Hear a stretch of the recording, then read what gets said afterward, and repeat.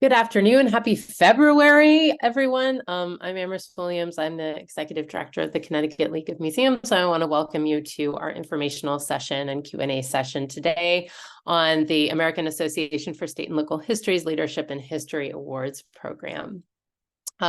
We have as our guest today, Nick Foster, who in addition to being the president of the League's board of directors and the executive director of the Wilton Historical Society, also wears another hat. We can ask him about the shape of all of these hats, tricorn, bicorn, bowler, what have you, in being the AASLH's state representative for Connecticut. And so he's going to share with us some information about this national recognition program for history interpretation and other work in the history field. Before we get started, I just wanted to say a couple of things about why we wanted to host this session this year in particular. As many of you know, as we brought in our membership and constituency to include a wider swath of museums within the state of Connecticut, we thought it was high time that we revisited our own awards program to make it more capacious and inclusive of different disciplines. So as our Awards of Merit Committee is working on thinking about what that's going to look like, we decided to change the League's awards calendar for this year, which in previous years had nominations due around the similar time to AASLH's. But this year, we're looking at a different calendar with nominations being due on June 1st and notifications going out at the end of the summer for an awards ceremony in October instead of in April. So with that in mind, because it is really important to us to help organizations in Connecticut be able to, reach for regional and national award programs, NEMA awards, AASLH's awards, awards from other national level museum recognizing bodies. We wanted to offer some sort of more hands-on guidance and support for folks in the state who may be thinking about this, but haven't really done it before. So with that in mind, I'm going to hand things over to Nick. He's got some slides to share with us and a little bit more about AASLH's awards, and we'll have plenty of time for Q&A. So if you have anything as you go, please feel free to pop it in the chat. And as you know, we're also recording this program and a video will be available afterwards if you need to share it or review anything. Nick? Thank you, Amrit. And thank you all for being here on this afternoon to talk through the Leadership and History Awards. I will say this has been the Leadership and History Awards is a great thing for Connecticut. Luckily we've had at least one winner going back to I think 2016. So we are well represented, especially in across America. Connecticut's a very small state, but it's packed with all sorts of fun history. So it's great that we've been able to every year after year really represent ourselves at the national stage. So I'm excited to hopefully guide all of you through the nomination process and give you a little bit more information about it. So let me share my screen and my slides. And while Nick's doing that, I just want to say one more thing kind of about our motivation here. One of the things that we're also really interested in demonstrating and, encouraging you folks to reach for things like AASLH awards is really to help show the Connecticut legislature all of the really great work that has happened as a result of the investment in the cultural sector that it happened through operating support grants and other investments made in the cultural field over the past couple of years. And success at awards at the national level can be a really important part of making the case for the impact of that funding in our field. So that's another thing that I think is important to be mindful of and should be an encouragement and inducement, I hope, to all of you for thinking about why this might be something to consider this time around. Take it away. Oh yeah, absolutely. I will say that from the organizations that have received awards in the past, AASLH and certainly encourage you to reach out to your legislators, both state and national level, and invite them in and see the cool project that you did. And I know that it's been a really great experience for those who've won in the past, even those that just were nominated, to be able to have someone come in and say, hey, look at this great project we did. It's a great way to sort of raise your own profile, but just the profile of the museum field across the state. So let's begin with AASLH Leadership and History Awards. starting with what are they? So this is the actual definition that's pulled from the AASLH website. There's a few different categories of awards, but the one that we're going to be focusing on today is the Award of Excellence, which you can read right there. Basically, it is a award recognizing excellence for projects in history, and projects includes publications. There's sort of a broad category of things that can fall under projects. That even includes lifetime achievement. You might not think of it as a project, but lifetime achievement, educational programs, exhibits, publications, special projects, and civic engagement cover all sorts of things. I've seen all sorts of things that have been considered for nomination in the past. So if you are unsure whether or not your project fits under the scope, I would say it likely does, as long as the focus is on history. The one thing that will not be not focused on is if it's a fundraising project. So if you went out and you did a really good job to raise a bunch of money to preserve a building, it's the preserving the building that the awards is focused on, not the great capital campaign that you ran. It really is about history. But that within that umbrella of history, it's a pretty wide net. So I'm always happy to talk about your project if you're not sure if you fit. But we strongly encourage you to, anything that's history related is probably going to fit under this Awards of Excellence. So important things to note about the awards is the awards are non-competitive. There is not like there's 25 slots and they're going to give 25 awards out to the best 25. If your project is worthy and fits the scope of the projects or the awards criteria, you will get an award. And it's based on your capacity. So, the Connecticut Historical, or now the Museum of Connecticut History, they've received awards in the past. We are not comparing them with a small all-volunteer run organization. You're not going to be compared and contrast. There's even actually a special award for specifically organizations that are all volunteer run. There's usually one given out a year for across the nation. But it is purely based on how big of a lift it is for your organization. You're never going to be compared to another organization, another project.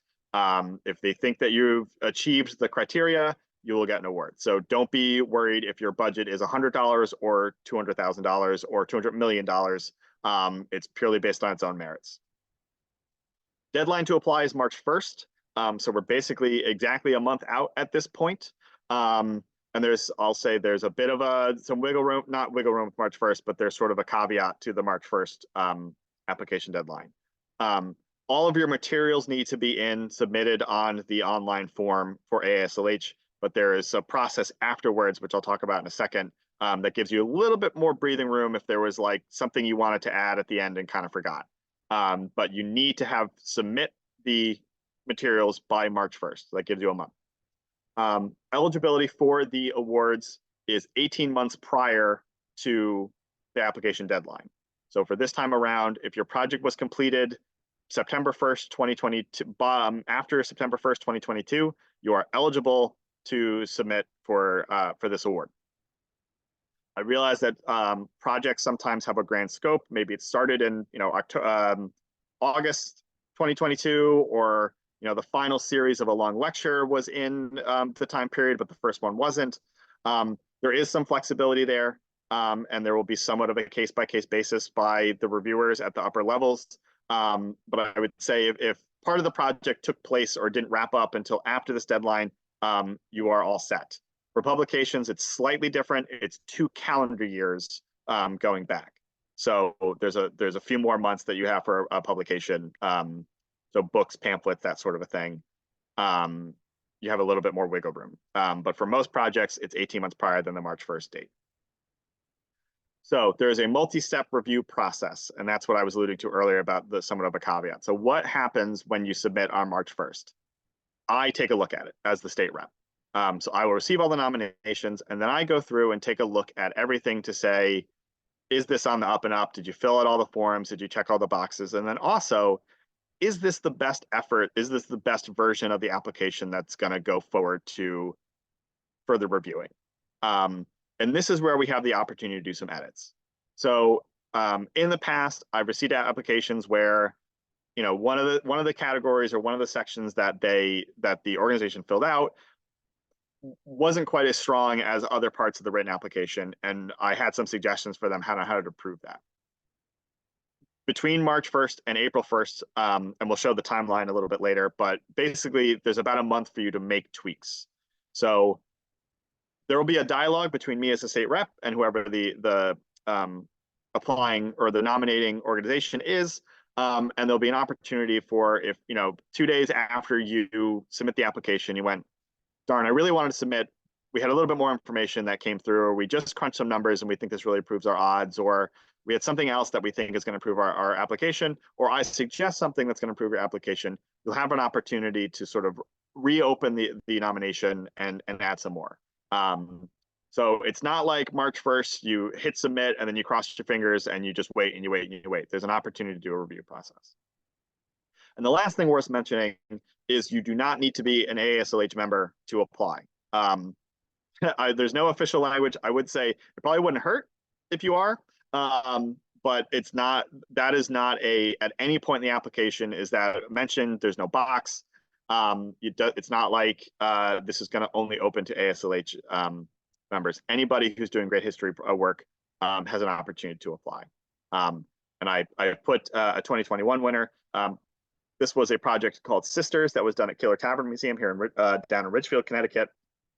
And this is a perfect example of an organization that is not particularly large, that did a really great job. They did a really interesting and innovative project, and won an award at the national level for it, doing some really interesting sort of multimedia work to do this project. And because it was on the fact that they were on a sort of a relatively small budget, showed that it was a big lift for them. So really think about that as your application goes through. Is this a big project for us, not for the museum field in general? So the big thing for the application, and if you apply, you're going to hear this from me over and over and over again, and you'll see it on the AASLH website over and over again. Is it good history? So there is a good history statement that is on the AASLH website, and essentially there's a few different bullets that you can see here that I'll run through really briefly, that sort of describe what good history is. But the overall message is AASLH wants projects that are more than just something that is professionally done, that is nice. We love all of our professionally done exhibits, things that have a lot of effort put into them. But if you're just telling the story of, you know, one business, that local business that was in your town, or, you know, one interesting individual, you know, who was a school teacher, I'm sure that exhibit's great, and I'm sure that it had a lot of impact, but it may not fall into the category of, is it good history? Because to AASLH, the good history statement covers these things. So embracing difficult history, things like history of enslavement, things like, you know, women's rights, things that are underrepresented communities, trying to do something that is bringing up a topic that maybe doesn't get as much attention as it should. Acts to build diversity and inclusiveness. So in thinking about your project, is it something that is going to bring members of underrepresented communities, members from across the community that you're trying to talk about? Are you bringing them to the table?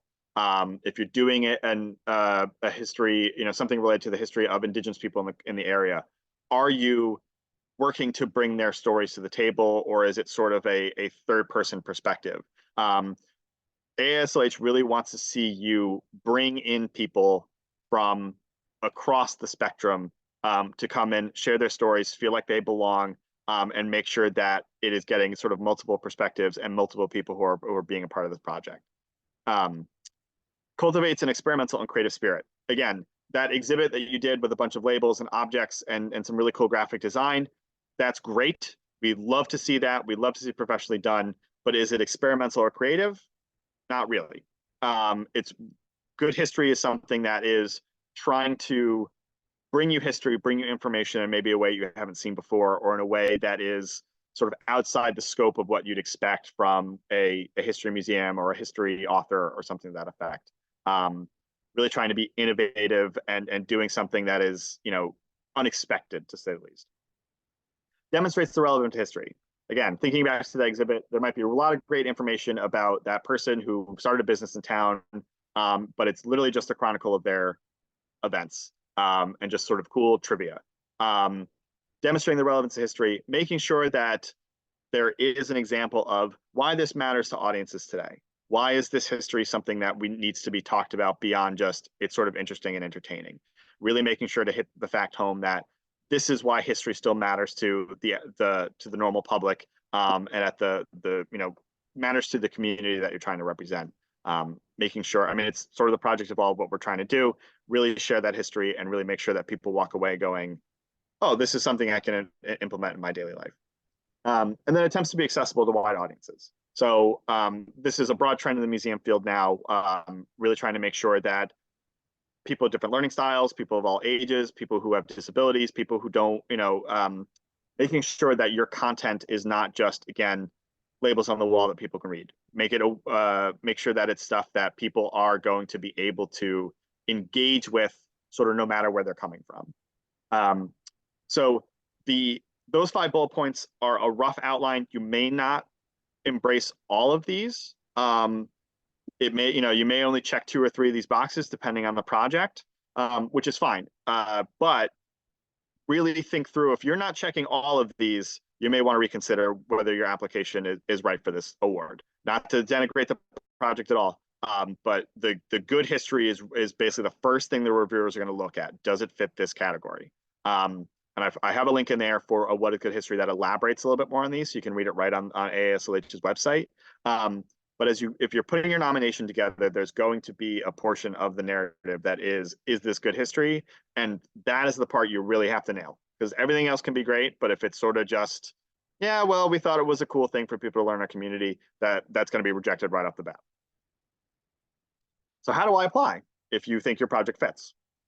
First and foremost, talk to this guy. So there's my face, there's my contact information. AASLH advises that you get in touch with your state rep, so me. I can sort of take a preliminary look at your project. I can probably tell you right away, based on materials that you send, whether the project is even a viable opportunity. I have had to but there's been times where people have sent really great projects, really interesting that they do, but I don't want them to waste their time applying for something that I know right offhand is not going to be a viable project. But also I can take a look at things and say, try to gather some numbers on this before you ahead of. I had somebody recently reach out to me who had a really interesting project, very unique, but demonstrating the impact of that project was going to be difficult, and there was probably need to be extra work done before the application, to make sure that they had numbers and data and figures that could sort of back up, yeah, look how many people we reached, and here's what they said about the project, and here's all the people who are impacted by it. That is useful to do before you head into the application itself, and really think through as you're drafting it, what's going to be important and what isn't. So I'm always happy to talk to you about your projects, talk to you about, areas that may be deficient, areas that are going to be really positive, where to focus your energies, where not to. So the very first thing you should do is get in touch with me. There's my email, there's my phone number.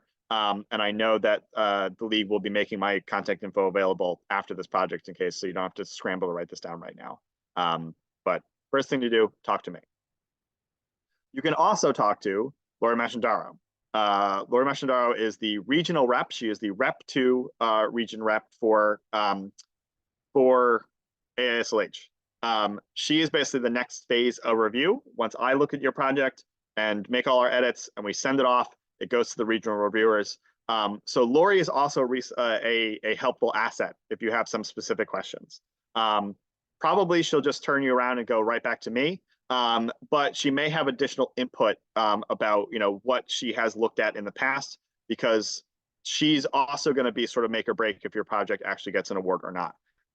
So you don't have to reach out to Lori, but it wouldn't hurt to send her a note and just say, hey, I've talked to Nick. I have some interesting things. Do you have an additional perspective you'd be willing to share about my project? Because at some point, Lori's going to be reviewing it as well, and her contact information is there. So here's the application. There are links. I'll skip over this. Again, the slides and the links will be made available. If you Google AASLH Awards, it'll bring you right to the homepage. But this is more information. These two links will lead you out to sort of the further description of what those the project is, or what the nomination is. A little bit more guidance about sort of what they're specifically looking for as far as information. So, what is in the application?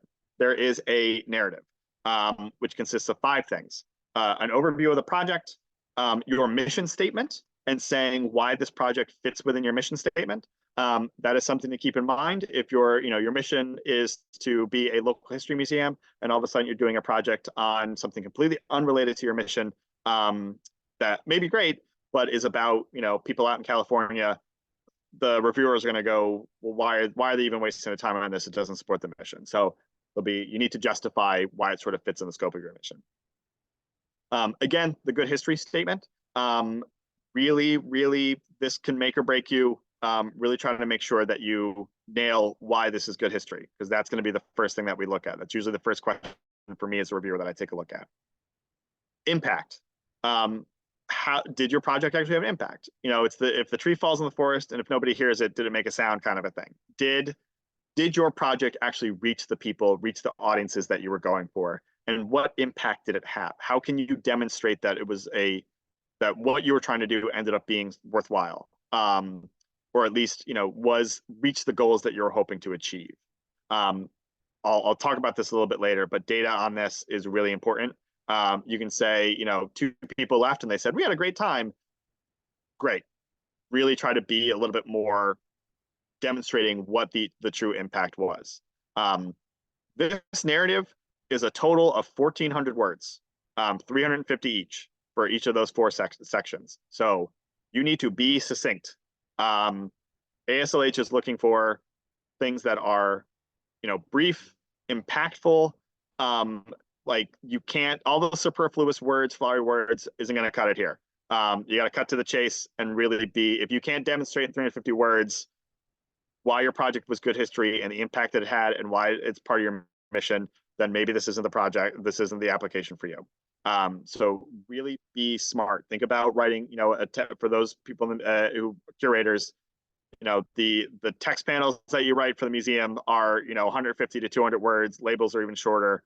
So get used to the fact that you have to really keep things brief to make sure that it fits, and make sure that your word choice is really really important. Don't spend time being flowery. Cut to the chase. Letters of critical review. So this is the next portion of it. This is an outside reviewers looking at your project and saying, yes, this project was excellent. So you need 2 of them. One is someone to evaluate the scholarship of the project and the research, and then someone else to review the impact and the effects that the project has. So they're somewhat similar, but realistically, you need to have somebody take a look at the history you're presenting and saying, yes, this is within the scope of what sort of accepted history is, or this is an interesting take on an actual piece of history, but it is actually well done. Someone needs to look at it and basically say, yeah, this isn't a load of nonsense that they're spewing about a historical topic. Frequently, letters of critical review for this area come from local college professors. That's the most common type that we get, or other museum professionals.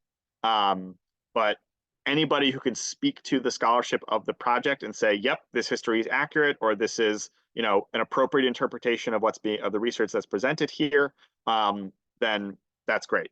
So really think about who that person who can speak to that might be. And then impact and effects, again, thinking back to, yes, this project reached the goal. This I saw firsthand, the school students that came on this trip were impacted by it, and they were impacted by it in these 5 ways. Or the audiences that came to this performance really enjoyed it, and they clearly came away with the message that was trying to be conveyed. And me as an expert in X, Y, and Z can confirm that. So they need to represent both sides of, this was good history first, and then this good history is actually getting into people's heads, and they're walking away with the themes and whatever message was trying to be conveyed.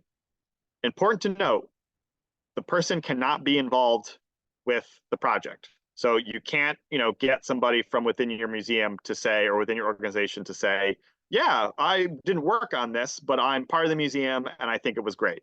Or, if you collaborated with local schools on a project, don't get one of the teachers to write in and say, yeah, I saw the impact because they helped you plan it. It needs to be outside the scope of the organization, somebody who's a truly independent reviewer.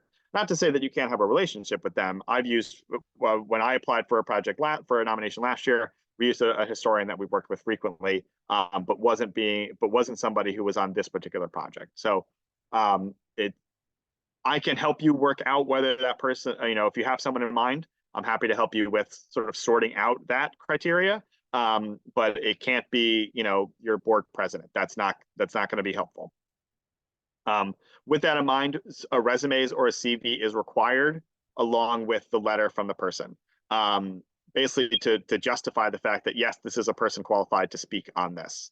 And they really are looking for qualified people. Not to say that, your mayor or first selectman or, someone from your local town government isn't qualified to talk about how cool the project is. But if they're there just to sort of say, yeah, I had a great time, that is not a letter of critical review. You really need to find, again, a scholar or someone who has expertise in the field who's going to be able to speak critically about your project.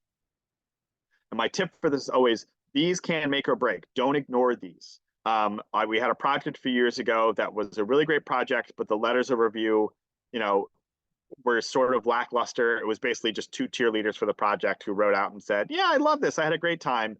And it undercut the message of their project, and ultimately they didn't receive an award. And we actually even went back to them to say, hey, do you have anybody else who might be a slightly better writer for this? And they found someone who was basically the same letter, and we just had to accept what it was. So don't ignore these. One thing I can say right now, with the deadline on March 1st, now is a good time to start talking to people, especially because you're waiting for a third party. It may take a while, depending on how busy they are. It may take them a while to get back to you. So, don't ask early, ask often, and make sure you get it before March 1st. Nick, can I jump in here? We have a couple of questions in the chat that I think it would be good to address before we move on. The most recent and on point is related to the question about letters of critical evaluation. Jennifer asks if that should be two separate letters, one addressing scholarship and the other addressing impact and effects, or if both letters should be addressing both of those things. It needs to be one addressing one and one addressing the other. Okay. You can have stuff mixed in. If someone has also said, and I saw the impact, but you need to make sure that both of those topics are being covered in some capacity. I would say try to lead towards one person really focus on scholarship and one person really focus on impact and effects. The other question is from Darren at the Barnum Museum, related to sort of fleshing out a little bit about what AASLH considers to be good history in the context of the state and the local, as opposed to sort of national and international audiences. There's a more extensive discussion of this in the chat, but I wondered if you had any, we could engage with this a little bit more in the later Q&A, but I wonder if you had some additional thoughts about what good history means in that more local context. And if they're indeed different at all. Not really. Good history can be justified, to me, in a lot. I've seen it justified in a lot of different ways. For people doing, very broad topics about, I remember there was a project that won an award that was focused on primarily enslavement in their town, but then also sort of how it was connected broadly to the national, the national story of enslavement of African Americans. But they, at the national level, it was very macro. It was sort of skimming across the top. At the local level, they were much more focused on sort of bringing in these stories from people who were descendants, focusing on the impact it had in the community, and really trying to share these stories out. So, I guess there isn't really, the good history definition is kind of vague, so that you can really justify it however you see fit. I'm hoping I'm answering this question, and Darren, can talk to you sort of individually afterwards if in the Q&A. But I would say, the way they're looking at good history is this a story with with broad appeal, with relevance, and with inclusivity. And if it covers those three areas, whether it's national, local, somewhere in between, a mix of both, you can, as long as you're good at justifying it and those sort of broad categories, I think it'll be considered good history. If I can weigh in, I'm not. If I can weigh in, I mean, I think the way I often think about this is like, is there a so what? Like I think in a lot of ways, that's what I think about when I think about, good history. And it's about the significance question, certainly addressing those points in the AASLH's statement on good history. But, I think that regardless of scale, what is going to be good is going to be something that has that can talk, that helps the visitor, or if in the case of an exhibit, say, you really understand the significance of what's being discussed, whether that's a very, very localized story or whether it's something that ties to international affairs. I don't know if that's helpful at all. Yeah, that is the so what really is the, like, what was the sort of the purpose of this project really does hit home. And again, because you're focused, the way that we're considering the project on its own merits, it's like, if you set out to have a really good impact for 25 people who attended a play and have them completely have their minds blown about one particular local topic, that is as good of history as, a much larger museum that's seeing 1,000 visitors, but they're all getting sort of a surface level understanding of a regional topic. Like, it's more about demonstrating that the impact you're having on people is displaying relevance, and the people that are being targeted for this, are anybody who is engaging with this has an opportunity to come away with the story, even if it's only, you have a max 20 people who are going to be at a reading of like I said, a play or something else. Like, I know that the Sisters event that Keeler's Tavern did, like, it was during COVID, but originally it was supposed to be, like 30 audience members. But it was something that was going to have a big impact on those 30 audience members, no matter who they were. And it was a regional story that connected to the national, but it was, a lot of the things they mentioned were much more, locally focused. So don't restrict yourself to good history at the national level or at the regional level. Like, if it's good history for your town, or even a census designated place in your town, as long as you're demonstrating like this matters to whoever we're trying the audience to be, you can justify it as good history. Hopefully that's helpful, and I'm happy to elaborate on that. We're getting some thank yous in the chat, so okay. I think we can proceed. Okay, thanks excellent. for taking the time for that, Nick. Appreciate it. Absolutely. No, that I'm glad somebody brought that up, because that is the one that's like, again, good history is at the core of what this awards are about. So moving on to other things that we are focusing on, that'll be in the application. Budget. It's a budget. It's a spreadsheet. Fill out your revenue and expenses. There's a little bit of room to sort of have some narrative about like why you spent money on things, but for better or for worse, don't be too scared about this. It's literally a budget. If you filled out grant applications for like Connecticut Humanities in the past, you filled out exactly what this needs to be. The other thing is key personnel. So anybody who was sort of involved in a major way with the project, they want their who they are and their resumes, whether it's staff, volunteers, anybody who's involved, to basically say, like, is this person qualified to be able to be doing this, or sort of what's their background and why they're being involved. And I would say the two major things that are involved in the key personnel and the budget is to understand, is this a big lift for your organization? Again, when you're looking at, is this something that is excellent? Doing a project that is, if you have a curatorial team of 45 people between, putting the exhibit together and installing it and everyone else, and you just sort of did sort of a standard exhibit, that's not a big lift. And if you had, a $200,000 budget, not a very big lift. But if you had, $8 and some leftover yarn from a previous project, and you have one person on it, and you somehow impacted heavily 500 people, that's a big lift. So this is sort of the way that we're going to figure out, like, is this something that is above and beyond for your organization or for you individually to get this done? So I have the example here of the 2021 winner, which was the Digging into History World War I trench reconstruction project in the Connecticut State Library from the Connecticut League's very own Christine Pitsley.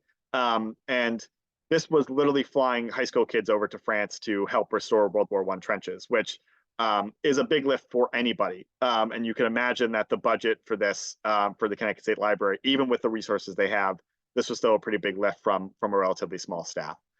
So when we looked at this, this wouldn't be quite as a big project for like the Smithsonian, but for the Connecticut State Library, this was quite a big deal. And that played into them winning the award for this. Other materials. So just some basic things that you need in addition that provides more context. So if you had, for example, an exhibit, show us some of those exhibit materials. If you have a plan, if you have text panels, anything else that can sort of give us a sense of what this project actually was, submitting a publication, that sort of a thing. Bibliography, again, this goes back to some of that justifying the scholarship. Where did you get your resources for this? Who were you citing? Was it just, did you read Wikipedia and summarize it? Or did you actually go into original research that you had access to that sort of expanded the scope of the historical record? Any photos, so then photos of an exhibit, photos of people at your program, photos of people doing whatever the project was, photos of the building you restored, whatever photos you think are going to support and give people a better understanding of what would the actual project look like. Letters of support. This is where you can get your first selectman to write you a letter that says, I had a great time and everyone in the town was talking about this nonstop for the next 3 months. This is the opportunity for a teacher to say, like, yeah, the students had a great time. Not in a letter of critical evaluation, but still a way that you can get someone who is close to the project to say, this went great. It was great history. It had an impact. It was something that everyone enjoyed and could only further enrich the importance of the project. Evaluation. This is where you can submit materials related to, if you had a survey of people went into your exhibit and then people left your exhibit and had different thoughts about, thoughts at the beginning, thoughts at the end. Did you get feedback on a program? Did you get, comments on your YouTube page or whatever it is? Any way that you evaluated the success of the project, this is your opportunity to, if you published a book and you won, you had reviewers submit, at a book fair and submitted something that says, this is a really great book and here's why. This is your opportunity to say, like, yes, we sort of achieved the goals of what we were looking for. And then there's just some other project dependent things that will show up in the application. So, an exhibit versus a book versus a program. There'll be some other areas that will be specific to what you need to submit. For example, if you did an online project, it's all the URLs of the web page that you needed. Or, for example, looking at my notes, if you did a public program, some of the marketing materials, so we can see what that looked like. If you exhibit, this is where you could set the floor plan or an object list. So it'll depend on what type of project you're doing, but these are sort of the other things that just add more context to what you did. I touched on this briefly. Here's the timeline. So March 1st is the nomination deadline. Throughout March, I will be looking at your project and we'll be working with you to refine it and make sure that it's the best, your best put forward. By April 1st, it will go to the regional review. So that will be Lori Bashandaro. She'll take a look at everything. If there's anything glaring that she thinks really needs to be improved, this is sort of the last opportunity for her to reach out to me and say, can you get in touch with them and tweak one or two things? It doesn't happen often, but every now and then the regional reviewer will say something like, everything is great except this one letter of critical evaluation really stunk. Can we make that one tweak and get a new one? So that's at the regional review level. In May, the awards committee will meet, which is regional reviewers alongside some staff and other people associated with AASLH. And then it's basically the yay or nay time where they vote and say, yes, this is a project. No, this isn't a worthy project. And then in June, they'll notify you one way or the other.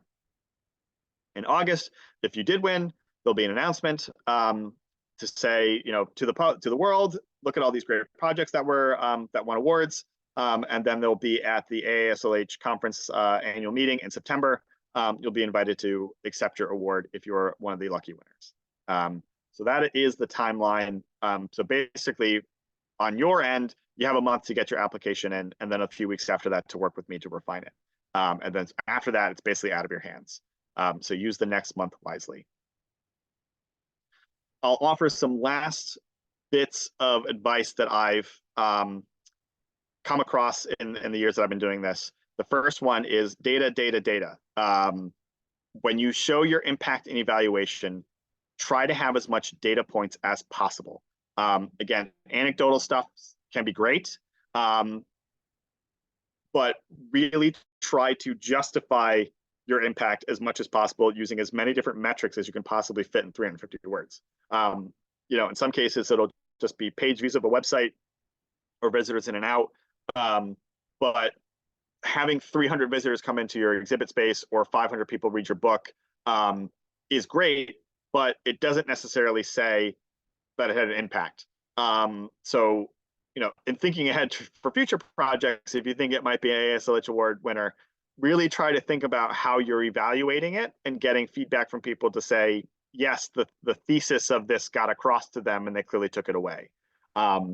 So really think through how you can justify that. And this isn't to say, be liberal with the truth, but anything that you can sort of tweak or, word in a way that's going to really prove that people took away the message you wanted them to understand or grappled with the questions you wanted them to grapple with. It's really important to put that there, beyond just everybody had a great time coming to my museum or reading my book or whatever it is. And I've harped on this quite a few times. Good history means more than professionally done. I've definitely gotten some nominations in the past from people that, their project looked really nice. They clearly had a graphic designer that came in. They really thought through, the layout of the exhibit or the layout of the pages or whatever it is. But that doesn't make it good history. That just means it's a nice project done nicely. So when thinking about good history, really think about, as Amherst alluded to, so what? Why does this matter beyond just looking nice? And then the last tip and trick is ask me.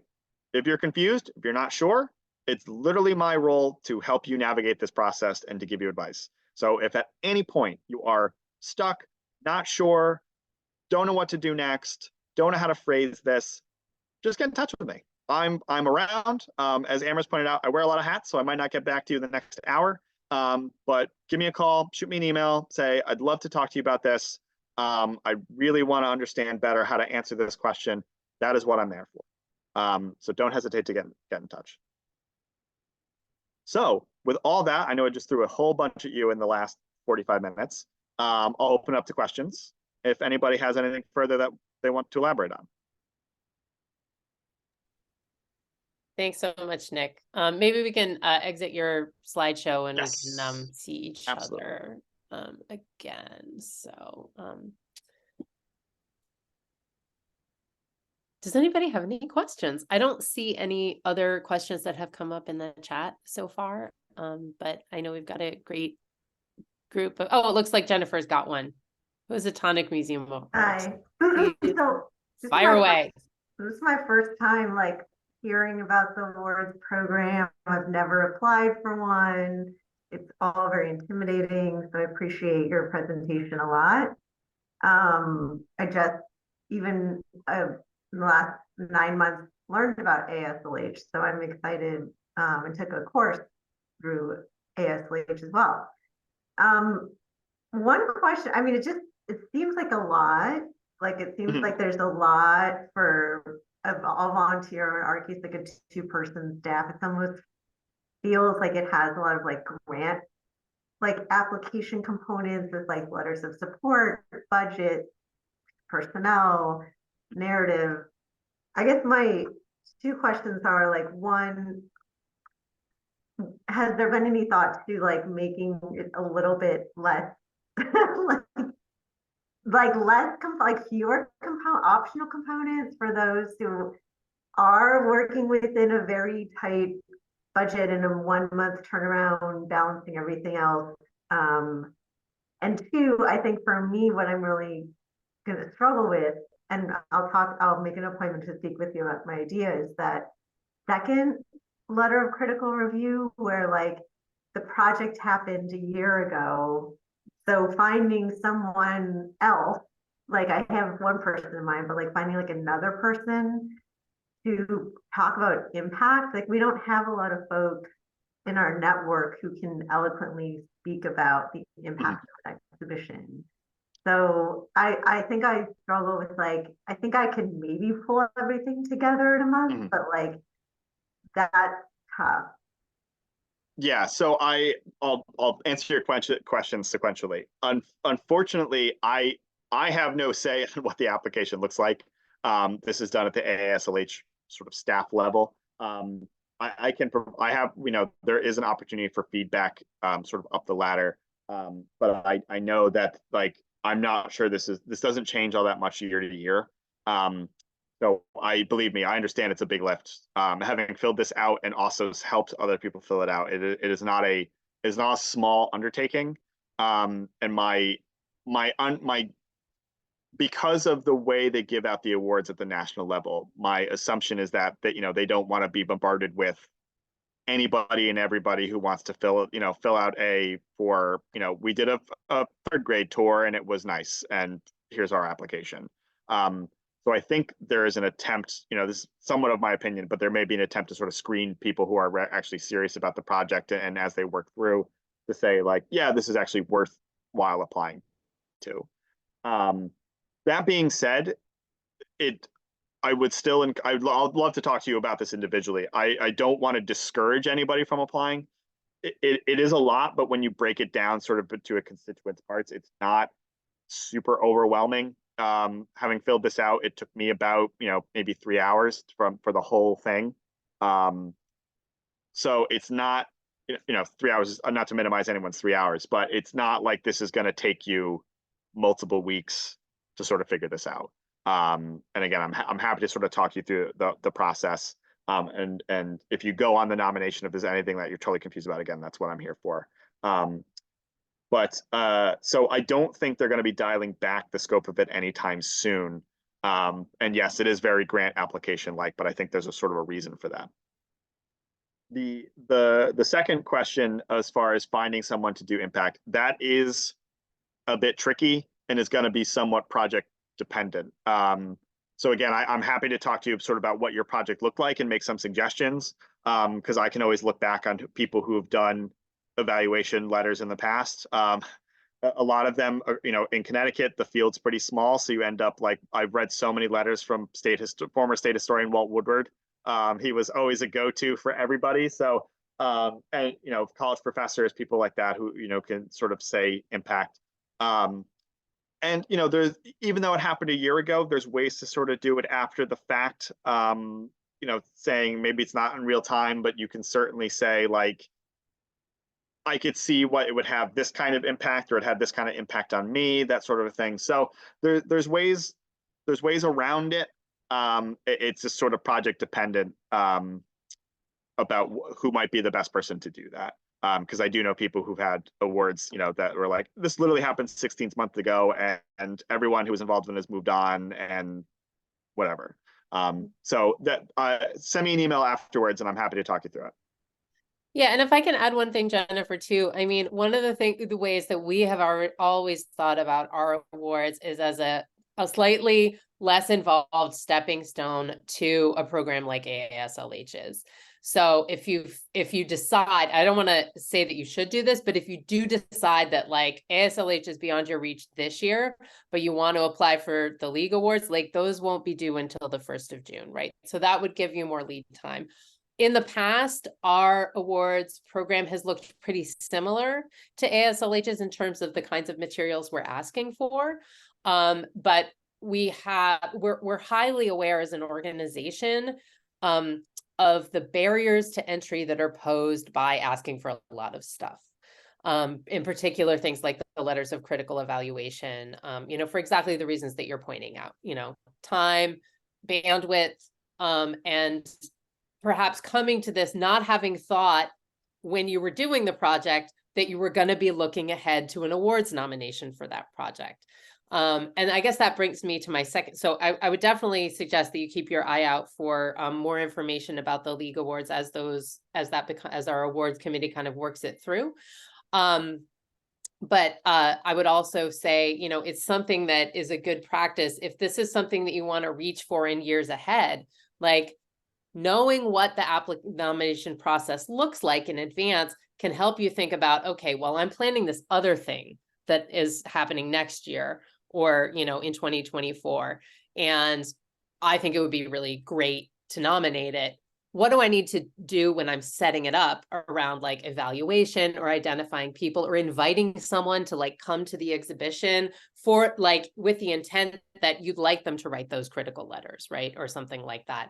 And that can be a part of your planning process. And I think that is one of the things that, you know, is like, it's on the soft education side that organizations like AASLH and the league are trying to do in sort of incorporating some of those practices around evaluation. These are like little nudges, like this is a good thing to do anyway. It's a museum best practice. And here it'll help you put together your nomination package. So those are just a couple of things that I'm thinking about. If you want to think about this in sort of the longue durée, right? You know, there are some ways that you can plan for this in advance, but you know, I think we've already seen on this Zoom, like the value of talking to Nick, because that's why, and that's, you know, it is like a grant application and like the grants officer or your AASLH state rep and your regional rep, they're not there to evaluate it and like pass judgment. They're there to help you put together the best nomination package that you possibly can. So then when it goes to the committee for review, like you're going to be successful. So definitely talk to Nick. I pass a little judgment, just a tad. Which hat is that? That's like the evil, that's once like the application's done, I do have to make a recommendation to the regional rep to say like, yeah, I think it's a great project, or maybe take a second look at this. So a little bit of judgment, but I promise you won't hear any judgment from me. Other questions?